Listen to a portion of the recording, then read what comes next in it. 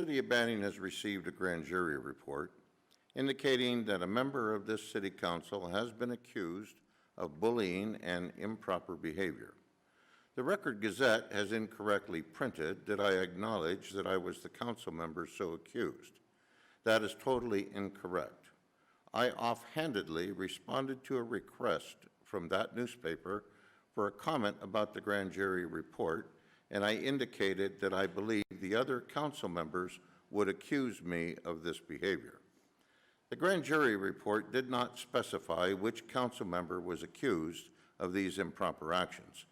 Because of the obvious and repeated disagreements between the other council members and me, it was obvious that the rest of the council would accuse me of these actions. I vehemently deny and have denied any improper action while a member of this council. At the last council meeting, I read many letters written by past members of our staff and past police chiefs. All of those letters stated clearly that they did not witness any actions of mine that would correspond with the actions described in the grand jury report. These letters emphasize that no improper behavior on my part has occurred. Many members of this community spoke before the council at the last meeting on August 7, 2019, stating their approval of my performance as a member of the City Council and my continued focus as a council member solely to improve our city. All indicated that they could not believe that I was responsible for any improper behavior as a council member. The only person to speak against me was the wife of the current city manager, Doug Schultz. That is truly remarkable, and a statement by a family member of the city manager can only be taken as coming from the city manager himself. Such a direct attack on a council member by a city manager is unheard of and is normally grounds for immediate dismissal. Of course, that will not happen in this case, as such an attack had to be approved by the other 4 council members beforehand. Despite this large number of positive letters and the lengthy presentations by city residents denying any possibility that this grand jury report could be directed at my actions, the council members proceeded immediately to attempt to apply a motion to censure me without any evidence that the grand jury report was directed at my behavior. Each council member read from a prepared statement attacking me and asking for my censure. Councilmember David Happy even went so far as to distort the record when he falsely and deceptively inserted my name when he read from the grand jury report, when in reality no names whatsoever are mentioned in the report. This clearly showed that these council members were not interested in any evidence or the comments of the public about this report. A complete lack of interest in what the residents say or think was evident, and that was a lack of concern is one of the many aspects of disagreement between me and the other council members. That action taken so swiftly and without evidence can be taken as an indication that the other council members have banded together to protect the person or persons actually guilty of these actions. Since a previous grand jury report declared that Councilmember Art Welch has been responsible for improper use of influence over the city manager and improper use of city personnel and city assets, it is most likely that he is the person that these charges refer to.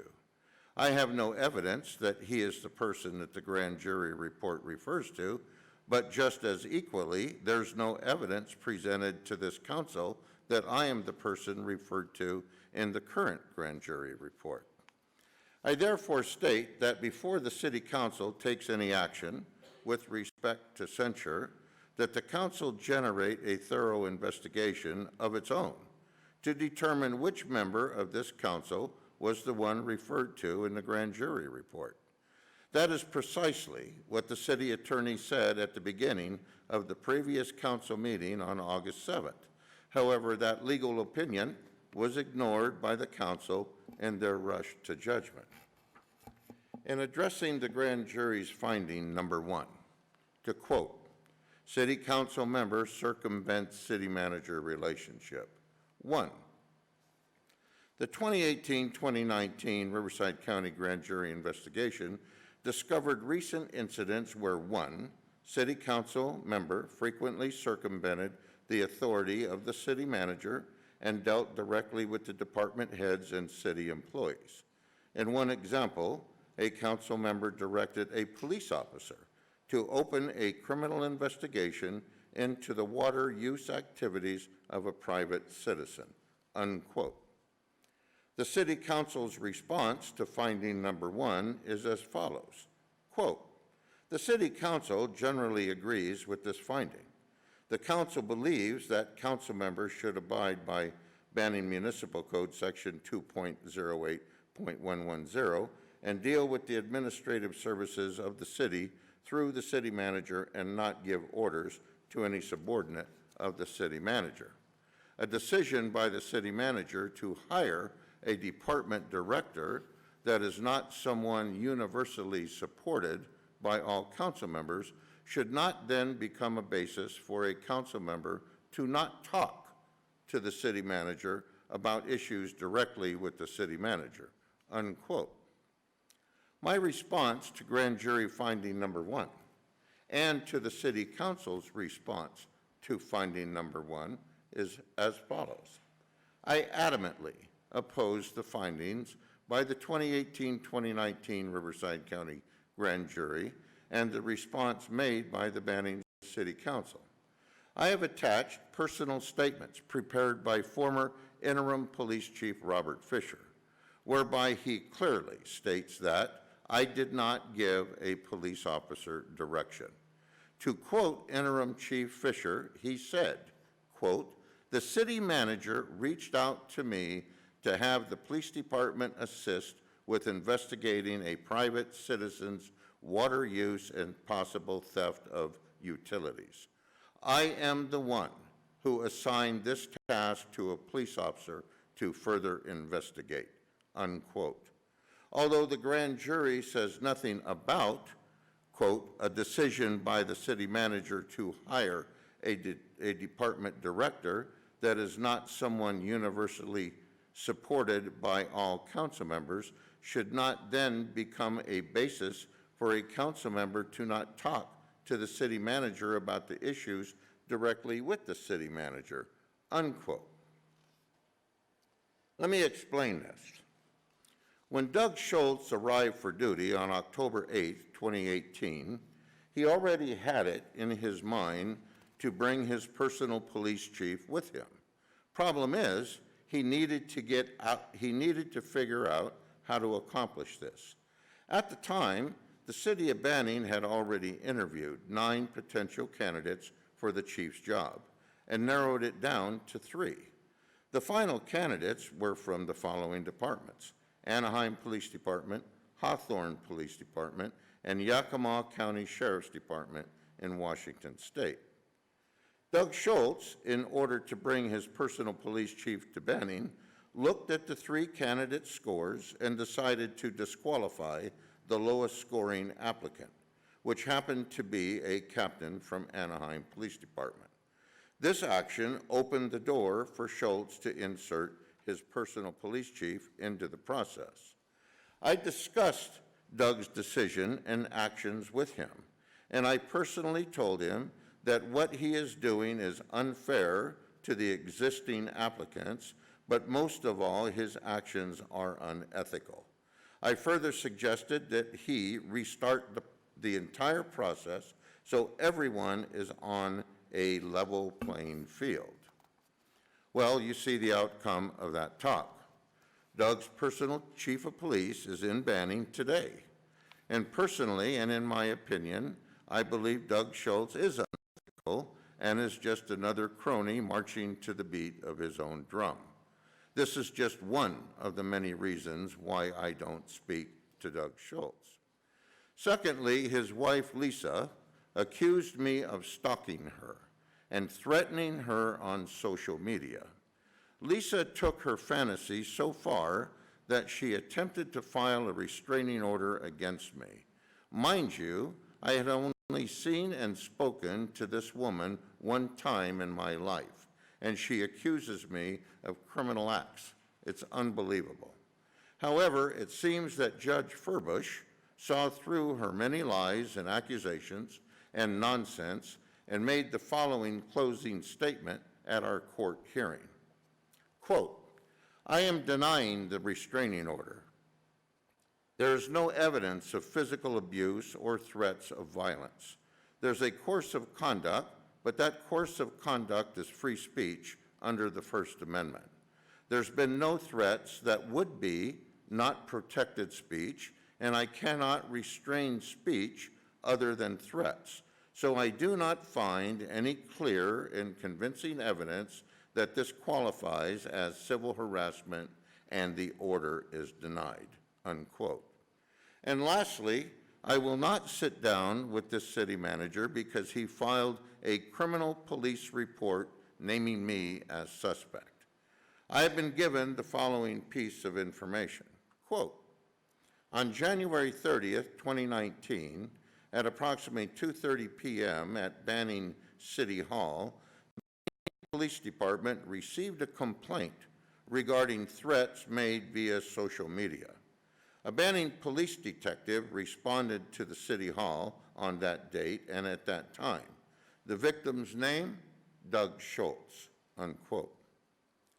The above statement explains the comments made by the city manager's wife, Lisa, at the Riverside County Superior Court hearing in Hemet. Lisa Schultz said in and after court, quote, that I was being investigated by the Banning Police Department and that I would be arrested soon, unquote. Now, where would she get that information? Could it have come from their personal police chief? Obviously, Doug has the inside connections, and there's every indication that he abuses our police department to target me. I can assure the public of this. I have never threatened anyone on social media, let alone the city manager or his wife. The definition of Penal Code Section 422, which is threatening, any person who willfully threatens to commit a crime which will result in death or great bodily injury to another person with the specific intent with the statement made verbally in writing or by the means of electronic communication device is to be taken as a threat, even if there is no intent of actually carrying it out, which on its face and under the circumstances in which it is made, it is so unequivocal, unconditional, immediate, and specific as to convey to the person threatened a gravity and immediate prospect of execution of the threat and thereby causes that person reasonably to be in sustained fear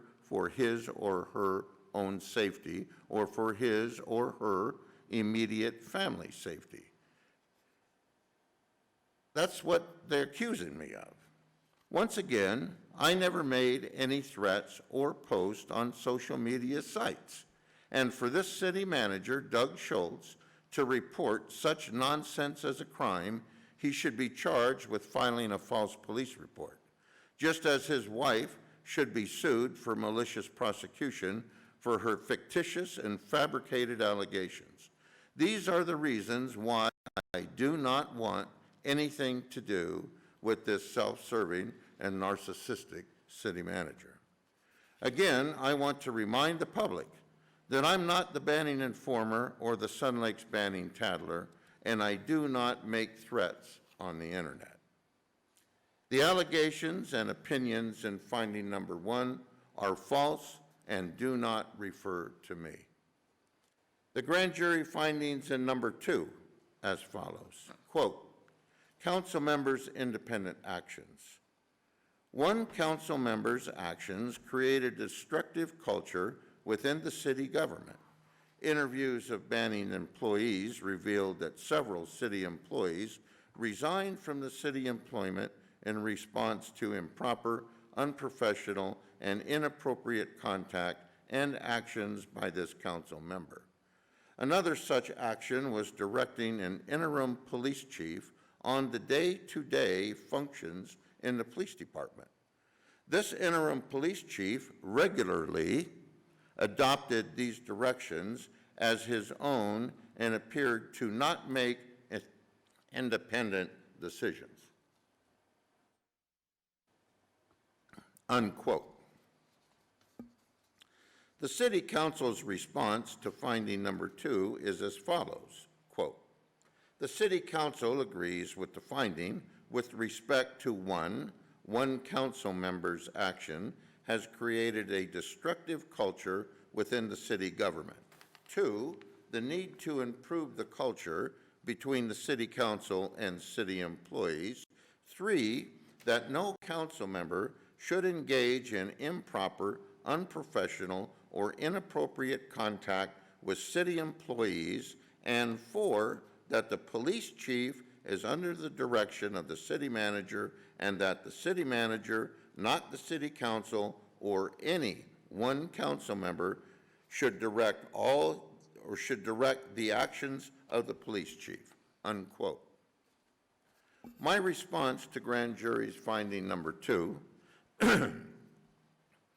and to the City Council's response to finding number 2 is as follows. Once again, I adamantly oppose the findings by the 2018-2019 Riverside County Grand Jury and the response made by the Banning City Council. I am attaching a number of personal statements made by 20-plus year employees that state that they have never seen me conduct myself in the ways described in the grand jury report. For example, Michelle Green, a 27-year employee who supports me, says, quote, how about the previous mayor, Moyer, and council member Welch, who were aware of discrimination by the previous city manager, Rock, and the previous administrative services director, Clayton, against myself and 2 other long-term employees, Rita Chaparosa and Marie Calderon, forcing us to retire, who just sat by and allowed it all to happen. The mayor and I had been mutual friends and had known each other for years. But even after admitting to our faces that he was aware of the discrimination, he chose to remain silent.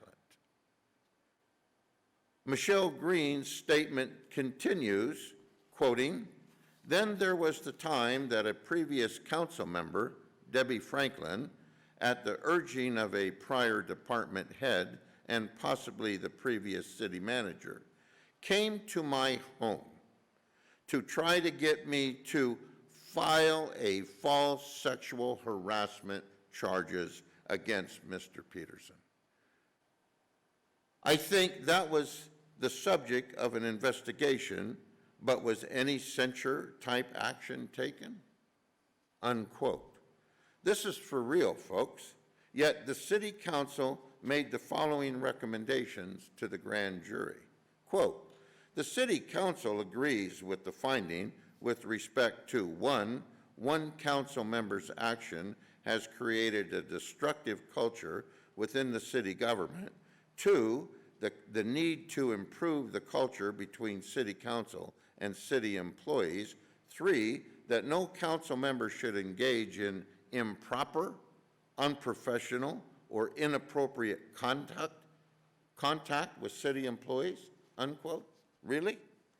Whom are they talking about here? Could it be Debbie Franklin going to employees' homes and asking them to file false reports? Or was it George Moyer and Art Welch who ignored blatant discrimination, workplace harassment, and a variety of other charges? Here's an example of Rita Chaparosa's personal statement, and she worked for the city for 37 years. Quote, I made a decision to retire due to the concerns with former city manager Michael Rock and administrative services director Rochelle Clayton. It was very difficult to work under these conditions. Don supported me, former finance manager Michelle Green, and city clerk Marie Calderon after we expressed our concerns on the above staff. I had the pleasure of knowing Councilmember Don Peterson during my tenure. He always respected me and my staff in a professional manner, unquote. Here are a few comments from Heidi Meraz, a 25-year employee of the city. Quote, I have had the privilege of knowing and working with Mr. Don Peterson since 2012, when he became a member of the City Council. Mr. Peterson always treated me with courtesy, respect, and professionalism during my interactions with him. I am appreciative for his dedication to our city and his commitment to making it a better place to live, unquote. Heidi retired a few months ago, if you didn't know. I might add, though, that City Manager Doug Schultz prompted and expedited Heidi's decision to retire. And as the old saying goes, enough said. So once again, whom are we talking about?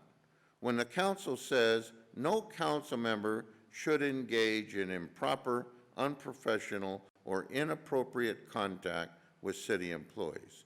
We talking about Michael Rock, Rochelle Clayton, Debbie Franklin, George Moyer, Art Welch.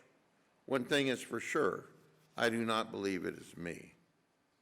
The grand jury's finding number 2 also says, quote, another such action was directing an interim police chief on the day-to-day functions in the police department. This interim police chief regularly adopted these directions as his own and appeared to not make independent decisions, unquote. Interim Police Chief Robert Fisher says in his personal statement that, quote, the findings on this are not accurate. I never took directions from you or any other council member on the day-to-day operations and function of the police department. Any decisions I needed to make as interim police chief were mine, based on concrete details, knowledge, and experience. Furthermore, I have never seen you conduct yourself in any or other way than ethical, accountable, thorough, confident, fair, professional towards any city employee, unquote. Police Chief Alex Diaz says in his personal statement that, quote, I was never pressured by any council member to make biased decisions on police matters. I was never approached by members of the council for special favors or any matters that went against the ethics of law enforcement and my position as police chief. Specifically, I was never approached nor pressured by Councilmember Don Peterson to make decisions based on favoritism or his explicit request. Decisions that were made under my tenure as chief of police were my own decisions, not based on favoritism, cronyism, or pressure from Councilmember Peterson, unquote. Doug Schultz ordered an internal audit of the police department in January 2019. Although his stated reasons for pursuing the audit seems reasonable, my theory about his intentions is quite different. Nevertheless, here's an email he sent to his personal police chief, Matt Hamner, on February 19, 2019 at 4:06 p.m. Quote, Chief, Titan Investigations has completed the audit of the department. Final report attached. I am pleasantly surprised by the findings because the department has not had stable leadership for many years. The positive findings are truly an indication that even with the instability and turnover in the chief's office, those employees involved with administration of the department have done an excellent job. I intended to share this report with the City Council and community, but want the employees of the department to have the opportunity to review it first." Unquote. Wow.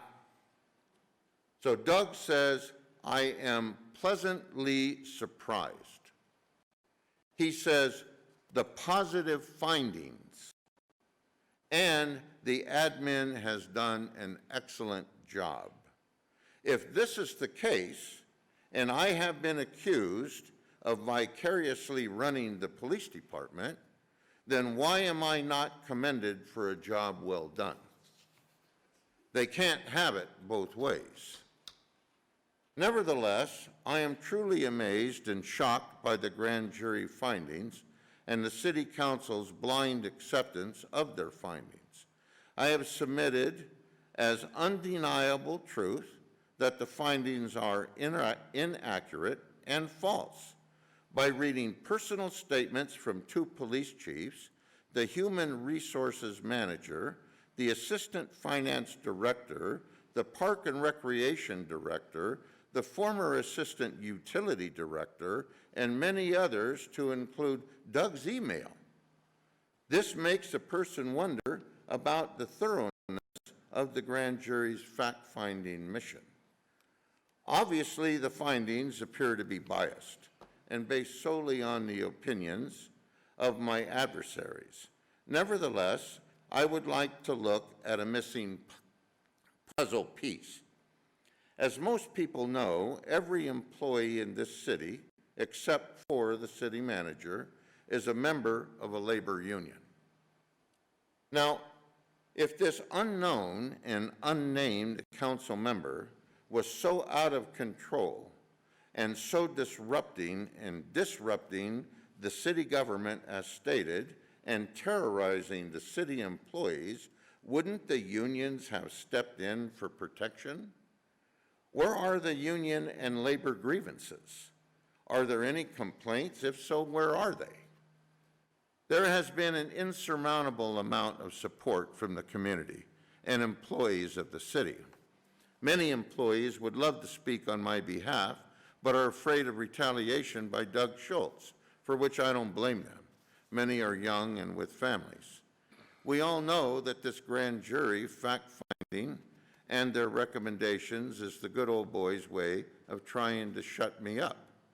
They don't like the transparency that I bring to the table, and they do not like the light shining on their conduct.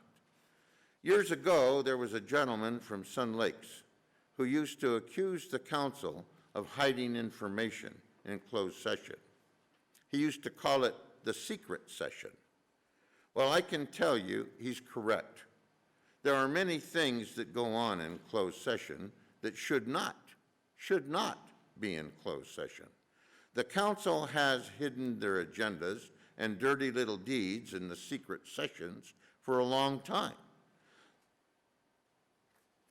Just as Debbie Franklin attempted to discredit me by fomenting a bogus complaint against me with the intent to falsify, accuse me of sexual misconduct.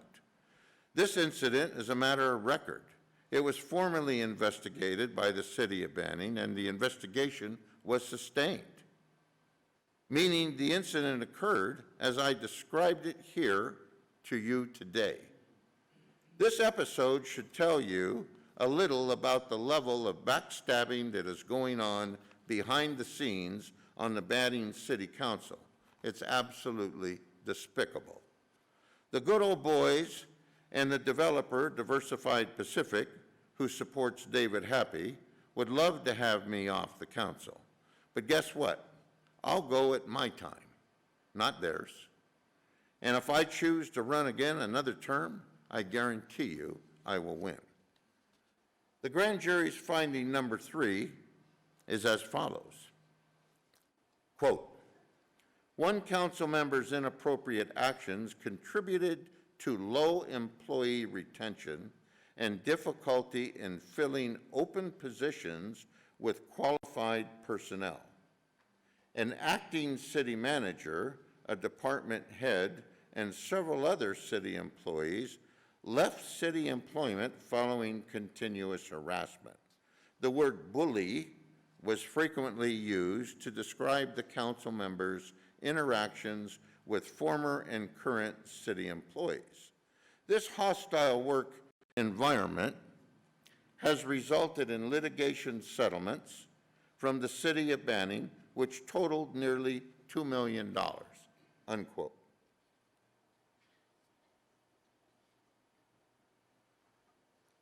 The City Council's response to finding number 3 is as follows, quote, the City Council generally agrees with this finding with respect to one council member's inappropriate actions and the high level of turnover in management staff at the city. The City Council also believes it is not in the interest of the city and it would be inappropriate for the city from a risk management perspective to specifically comment upon the work environment at the city, except to affirm the city's goal of maintaining a professional, safe, and legally compliant workplace. Good job, Kevin, unquote. Obviously, this entire finding is ridiculous and unfounded. Although my adversaries are splitting hairs in an attempt to assassinate my character. Let's begin with the staff that has departed the city's employment since my election in 2012. City Manager Andy Takata. A majority vote by the entire City Council terminated Andy's contract. Not a single council member. Public Works Director Dwayne Burke. His employment ended as a result of interim City Manager Jim Smith. Not a single council member. Police Chief Leonard Purvis. His employment ended as a result of City Manager Andy Takata, not as a single council member. Economic Development Director Bill Manis resigned and took a position with the City of San Bernardino. Later, he became the City Manager of South Pasadena and the City of Upland. After Manis had departed from Banning, the Banning Informer uncovered that Manis had been arrested and convicted of solicitation of prostitution before he came to Banning. We should consider ourselves lucky that we no longer employ a sexual deviant like Bill Manis. But if it was up to former Mayor Debbie Franklin, nevertheless, Manis would be the city manager today. Human Resources Manager Rita Chaparosa retired after job harassment and discrimination from Michael Rock and Rochelle Clayton, and a condonement of these actions by Mayor Moyer and Councilmember Welch. Assistant Finance Director Michelle Green retired after job harassment and discrimination from Michael Rock and Rochelle Clayton, and a condonement of these actions by Mayor Moyer and Councilmember Welch. I should also add that previously mentioned request by Debbie Franklin to create a false sexual harassment complaint heavily influenced her decision to retire.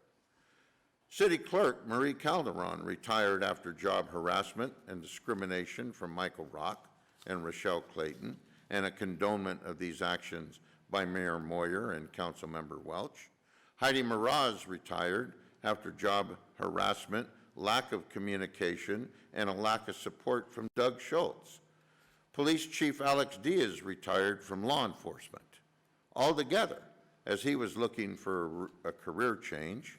Administrative Services Director Rochelle Clayton, what can I say? Everyone that has attended or watched a display of her incompetence at a city council meeting or on TV can understand her departure. Rochelle was passed over 3 times for Banning City Manager. She's now the Assistant City Manager for the City of Menifee. City Manager Michael Rock, again, everyone that has attended or watched a city council meeting on TV can understand his departure as well.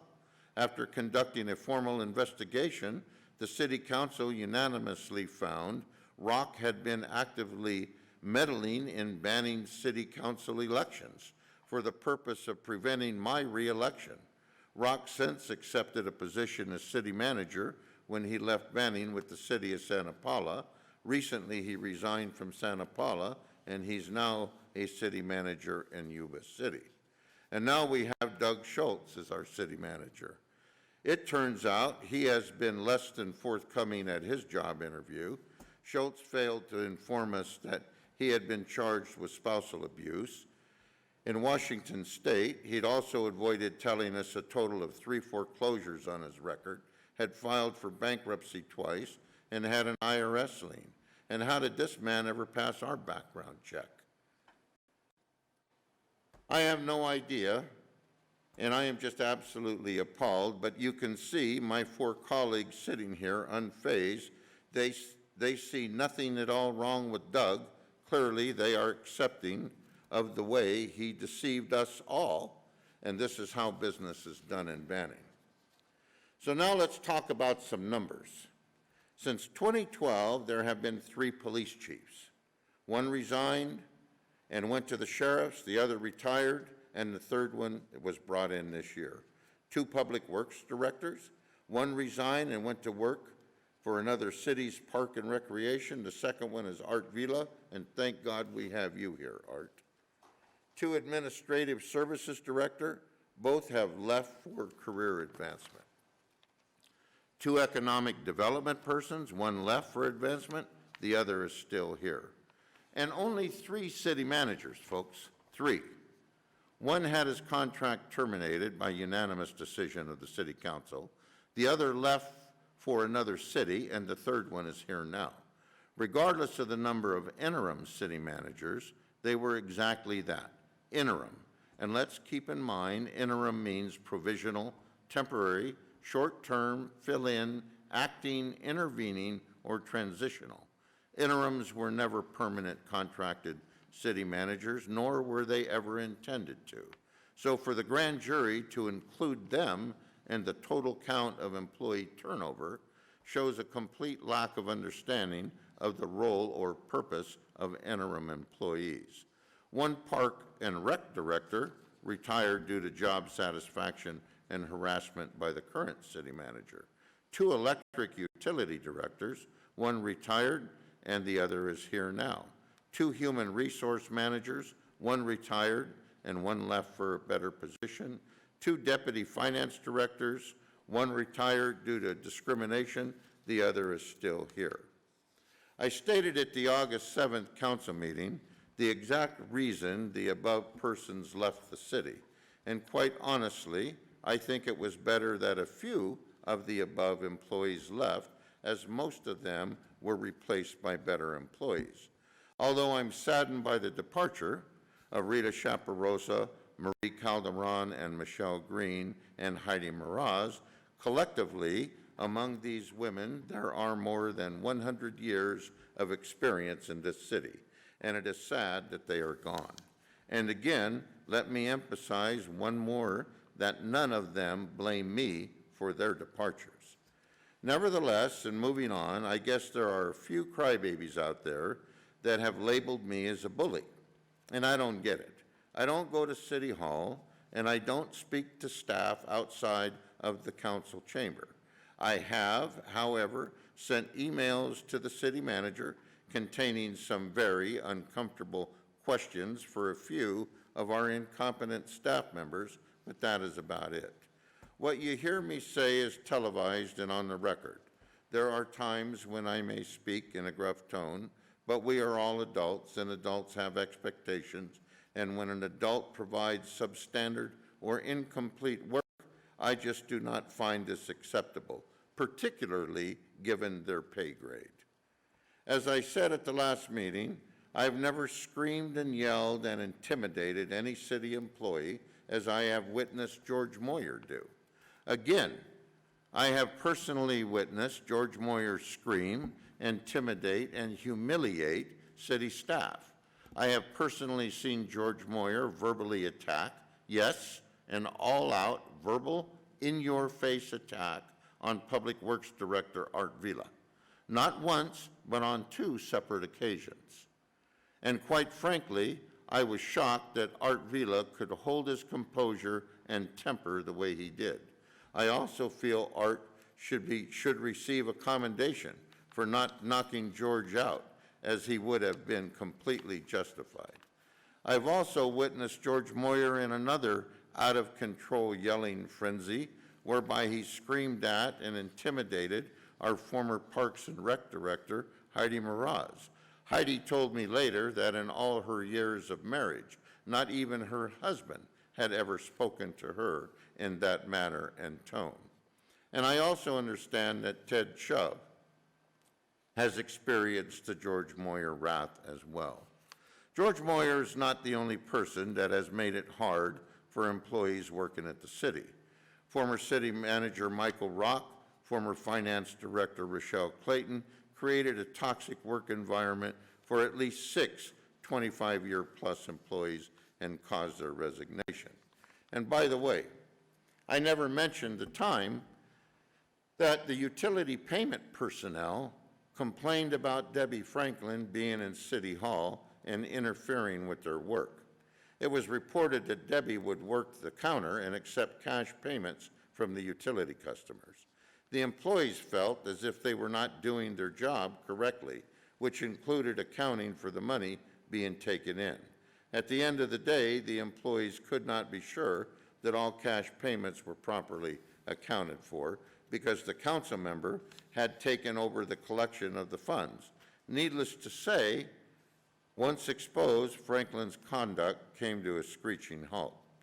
When it comes to the interference of the employees' work inside City Hall, we need to take a look at each council member and ask them, what are you doing in City Hall?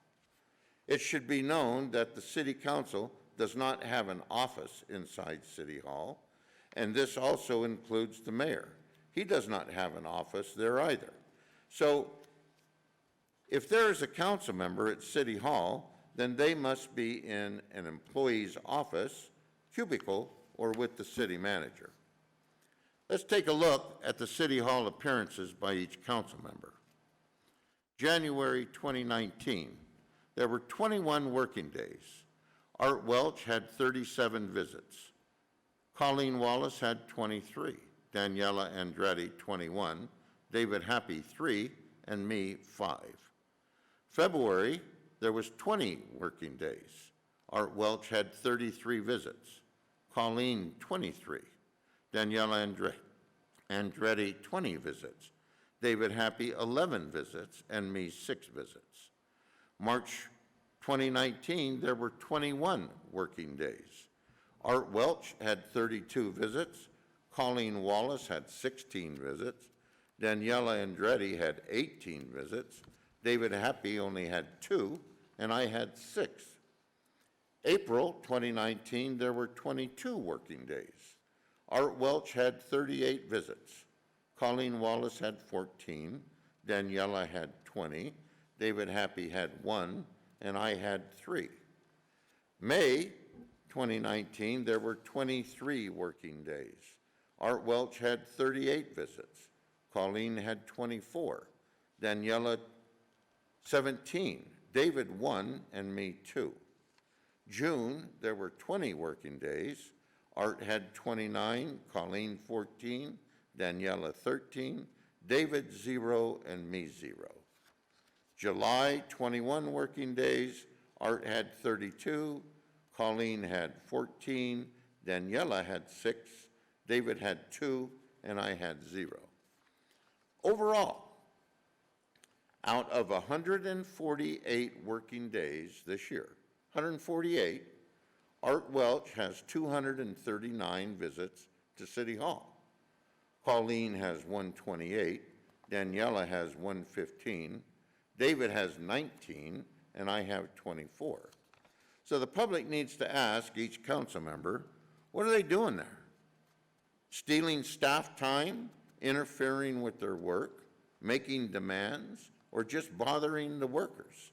With 239 visits and just 148 working days, Art Welch made himself a permanent fixture at City Hall, engaging in a pattern that clearly indicates he literally hangs out at City Hall on a daily basis. By definition, this means he is in contact with certain employees multiple times every single day, keeping them from doing their job and stealing their time. Add to that visits the other 3 council members, and the employees virtually have no time left to work on city business. With this behavior pattern, interference with city staff is virtually guaranteed. In summary, I feel the grand jury got it all wrong. It seems that George Moyer, Art Welch, Debbie Franklin, Michael Rock, Rochelle Clayton, and Doug Schultz tried to deflect the many stated charges stated against them and redirect them at me. Nice try, but the many people that spoke in my defense and the insurmountable letters outlining the injustices against a group of longtime employees says it all. Regarding Councilmember Wallace's and Councilmember David Happy's statements, they are filled with nothing more than opinion, conjecture, and fabricated information to incite the public. Considering that they became sworn-in council members only during the second half of the grand jury investigation and had no part in the filing of this report, it seems odd that they are the most vocal. The recent Record Gazette article written by David Heiss about me is nothing more than his customary hallucinogenic rambling because of a post on a local blog that referred to him as a pedophile. Heiss's slanderous article was nothing more than retaliation to the blogger's social media posting. The public should also note that Heiss is accepting money from my political enemies in order to write these smear pieces against me in the Record Gazette. Those payments, which amount to thousands of dollars, were being disguised as charitable donations and were made to a bogus, unregistered charity at the time, which Heiss runs on the side.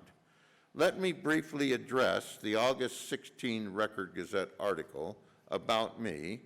It is full of inaccuracies, deception, and lies. The fact of the matter is, no party to the lawsuits was ever deposed, no testimony was ever given in court, and no judge or jury ever reviewed the allegations made in the lawsuits. Neither the city nor I ever had their day in court in any of these cases. Instead, the city's insurance company decided to settle those cases not because they had merit, but because defending them would have cost them more than to offer a limited settlement. It is important to understand that the city of Banning and its council members were never asked to approve these settlements. The insurance company made these decisions on their own. I personally would have much preferred for the city to challenge the allegations because I firmly believe we would have prevailed at trial. But again, this was not mine nor the council's decision. The article makes it sound like liability payouts were made by the general fund of our city. This is completely false, as all of those payments were insurance payouts which did not get paid by the taxpayers. The taxpayers only paid the accrued overtime, vacation time, and severance amounts which were contractually agreed upon and were owed under California labor law. This is why the Heiss article, which tries to pin all those settlements on me, is nothing more than a libelous attempt to thoroughly discredit me. In closing, I emphatically disagree with all findings of the 2018-2019 grand jury report, and I hope that the City Council rejects their findings as a whole. Thank you.